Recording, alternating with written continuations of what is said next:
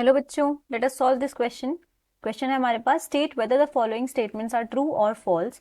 Statement क्या given है, ionic bond can be considered as extreme case of polar covalent bond. तो इस question के लिए हमारे पास की कॉन्सेप्ट जो हम अप्लाई करने वाले हैं that is types of bond.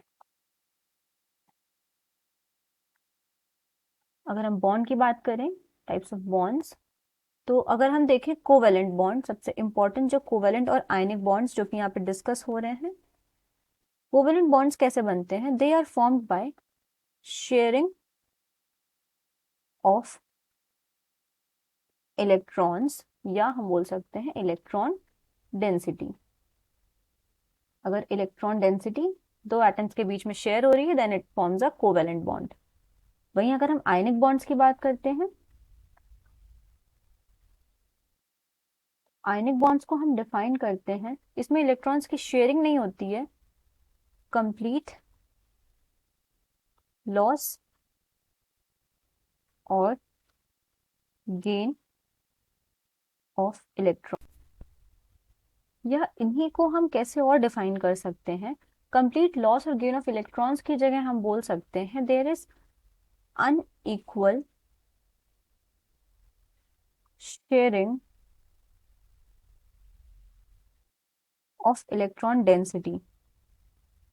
यानी कि इलेक्ट्रॉन्स को कंप्लीटली हम यूजुअली कैसे डिफाइन करते हैं, लॉस और गेन ऑफ इलेक्ट्रॉन्स, यानी कि किसी एक स्पीशी ने इलेक्ट्रॉन को लूज किया तो दूसरे ने उसको गेन कर लिया।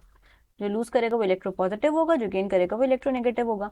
इसी को हम कैसे डिफाइन कर सकते हैं कि दो एटम्स के बीच में इलेक्ट्रॉन डेंसिटी जो है वो अनइक्वली शेयर हो रही है। अगर ये हमारा एक स्पीशी हो गया ए, ये हो गया हमारा बी, तो ये इसके पास जो है ये हो गई हमारे पास ए की इलेक्ट्रॉन डेंसिटी, और ये हो गई हमारे पास, लेट्स कंसिडर बी की इलेक्ट्रॉन डेंसिटी।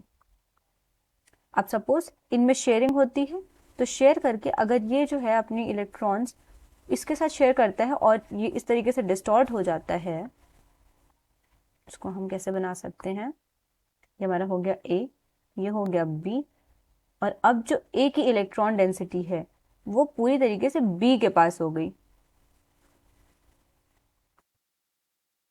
इस तरीके से।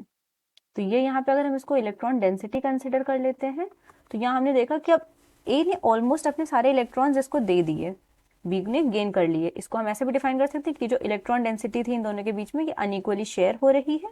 इसी का मतलब ए ने क्या करा, ऑलमोस्ट अपने इलेक्ट्रॉन्स को डोनेट कर दिया, तो यानी कि ए हमारा बन गया इलेक्ट्रोपॉजिटिव एलिमेंट और बी हमारा बन जाएगा electronegative element.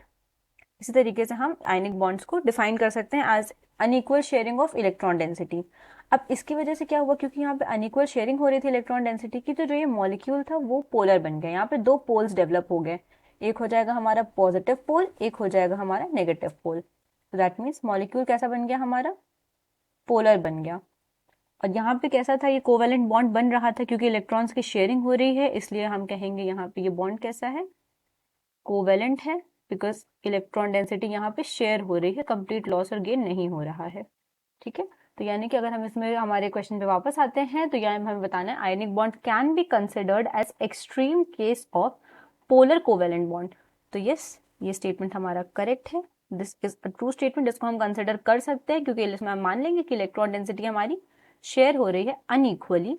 This is an important part, unequal sharing हो रही है इलेक्ट्रॉन डेंसिटी की, जिसकी वजह से दो पोल्स डेवलप हो गए, तो जो मॉलिक्यूल है वो पोलर हो गया। This was all about the question. Hope you found it understandable. Best of luck.